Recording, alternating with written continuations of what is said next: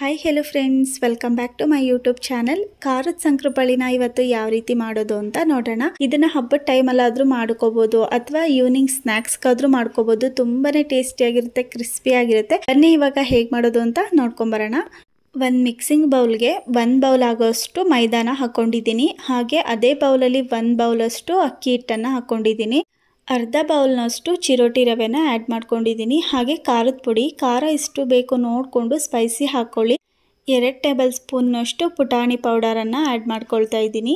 ಹಾಗೆ 1 ಟೀ ಸ್ಪೂನ್ನಷ್ಟು ಅಜ್ವೈನ್ ಕಾಳನ್ನು ಈ ಥರ ಮಿದ್ದು ಹಾಕ್ಕೊಳ್ತಾ ಇದ್ದೀನಿ, ಓಮ್ ಕಾಳು. 1 ಟೀ ಸ್ಪೂನ್ನಷ್ಟು ಬಿಳಿ ಎಳ್ಳನ್ನು ಆ್ಯಡ್ ಮಾಡ್ಕೊಳ್ತಾ ಇದ್ದೀನಿ. ಅರ್ಧ ಟೇಬಲ್ ಸ್ಪೂನ್ನಷ್ಟು ಜೀರಿಗೆನ ಆ್ಯಡ್ ಮಾಡ್ಕೊಳ್ಳೋಣ. ಜೀರಿಗೆ ಬೇಡ ಅಂದರೆ ಸ್ಕಿಪ್ ಮಾಡ್ಕೊಳ್ಳಿ. ಹಾಗೆ ರುಚಿಗೆ ತಕ್ಕಷ್ಟು ಉಪ್ಪನ್ನು ಆ್ಯಡ್ ಮಾಡಿಕೊಂಡು ಚೆನ್ನಾಗಿ ಒಂದ್ಸಲ ಡ್ರೈ ಮಿಕ್ಸ್ ಮಾಡ್ಕೊಳ್ಳೋಣ.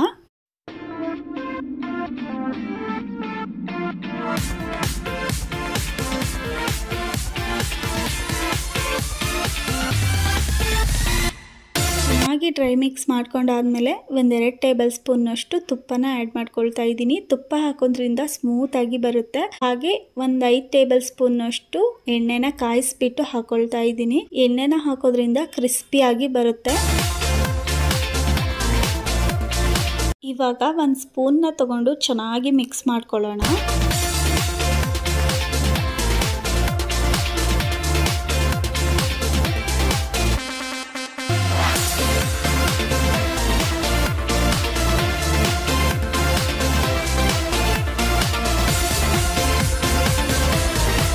ಚೆನ್ನಾಗಿ ಮಿಕ್ಸ್ ಮಾಡ್ಕೊಂಡಿದ್ದಾದಮೇಲೆ ಸ್ವಲ್ಪನೇ ನೀರನ್ನು ಹಾಕ್ಕೊಂಡು ಚಪಾತಿ ಹಿಟ್ಟಿನ ಹದಕ್ಕೆ ಇವಾಗ ಕಲಿಸ್ಕೊಳ್ಳೋಣ.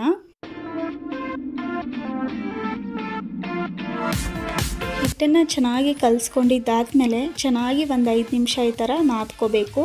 ಆವಾಗ ಖಾರ ಶಂಕರಪಾಳಿ ಸಾಫ್ಟಾಗಿ ಬರುತ್ತೆ. ಇವಾಗ ಚೆನ್ನಾಗೆಲ್ಲ ಕಲಿಸ್ಕೊಂಡಿದ್ದಾಯಿತು. ಸ್ವಲ್ಪ ಮೇಲ್ಗಡೆ ಎಣ್ಣೆನ ಸ್ಪ್ರೆಡ್ ಮಾಡಿ 5 ನಿಮಿಷ ಬಿಟ್ಟರೆ ಸಾಕು. ತುಂಬ ನೆನೆಸೋದು ಬೇಡ, ಮೈದಾ ಬೇಗನೆ ನೆನ್ಕೊಂಡ್ಬಿಡುತ್ತೆ. ಇವಾಗ ಸ್ವಲ್ಪನೇ ಹಿಟ್ಟನ್ನು ತಗೊಂಡು ಈ ಥರ ಉಂಡೆಗಳನ್ನಾಗಿ ಮಾಡಿ ಇಟ್ಕೊಂಡಿದ್ದೀನಿ. ಇವಾಗ ಒಂದೊಂದೇ ಉಂಡೆಗಳನ್ನು ತಗೊಂಡು ಸ್ವಲ್ಪ ಹಿಟ್ಟಿನಲ್ಲಿ ಎದ್ದುಕೊಂಡು ಇವಾಗ ಲಟ್ಟಿಸ್ಕೊಳ್ಳೋಣ. ಲಟ್ಟಿಸ್ಕೊಳ್ಳೋಕ್ಕೆ ಇಲ್ಲಿ ನಾನು ಅಕ್ಕಿ ಹಿಟ್ಟನ್ನು ತೊಗೊಂಡಿದ್ದೀನಿ. ಅಕ್ಕಿ ಹಿಟ್ಟಲ್ಲಿ ಎದ್ದು ಲಟ್ಟಿಸ್ಕೊಂಡ್ರೆ ಬೇಗನೆ ತಿರುಗುತ್ತೆ ಅಂತ. ನೀವು ಮೈದಾದಲ್ಲಾದರೂ ಬೇಕಂದರೆ ಲಟ್ಟಿಸ್ಕೋಬೋದು. ನೋಡಿ, ಇವಾಗ ಒಂದು ಚಪಾತಿ ಥರ ಇದನ್ನು ಲಟ್ಟಿಸ್ಕೊಂಡಿದ್ದೀನಿ. ತುಂಬ ಮಂದಿಗೆ ನಾವು ಲಟ್ಟಿಸ್ಕೋಬಾರ್ದು. ತುಂಬ ಮಂದಿಗೆ ಲಟ್ಟಿಸ್ಕೊಂಡ್ರೆ ಪೂರಿ ಥರ ಉಬ್ಬಿ ಬಿಡುತ್ತೆ. ಇವಾಗ 1 ಫೋರ್ಕ್ನ ತಗೊಂಡು ಈ ಥರ ಎಲ್ಲ ಕಡೆ ಚುಚ್ಕೋಬೇಕು. ಆವಾಗ ನಮಗೆ ಪೂರಿ ಥರ ಉಬ್ಬೋದಿಲ್ಲ.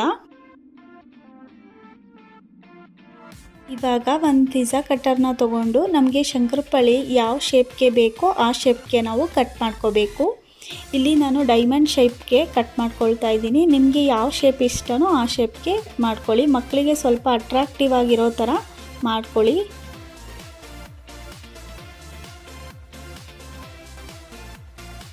ನಾನು ಡೈಮಂಡ್ ಶೇಪಲ್ಲಿ ಕಟ್ ಮಾಡ್ಕೊಂಡಿದ್ದೀನಿ. ಇವಾಗ ಕಟ್ ಮಾಡಿರೋವಂಥ ಎಲ್ಲ ಪೀಸಸ್ನ ಪ್ಲೇಟ್ಗೆ ಹಾಕ್ಕೊಳ್ಳೋಣ.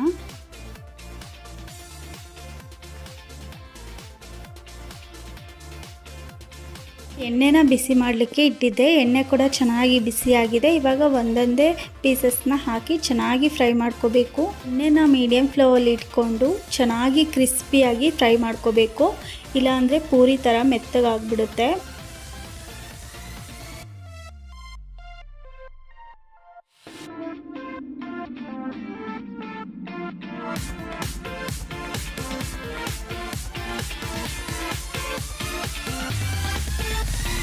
ಒಂದು ಕಡೆ ಚೆನ್ನಾಗಿ ಕ್ರಿಸ್ಪಿಯಾಗಿ ಫ್ರೈ ಆಗಿ ಆದಮೇಲೆ ತಿರುಗಿಸ್ಕೊಂಡು ಚೆನ್ನಾಗಿ ಇನ್ನೊಂದು ಕಡೆ ಫ್ರೈ ಮಾಡ್ಕೋಬೇಕು.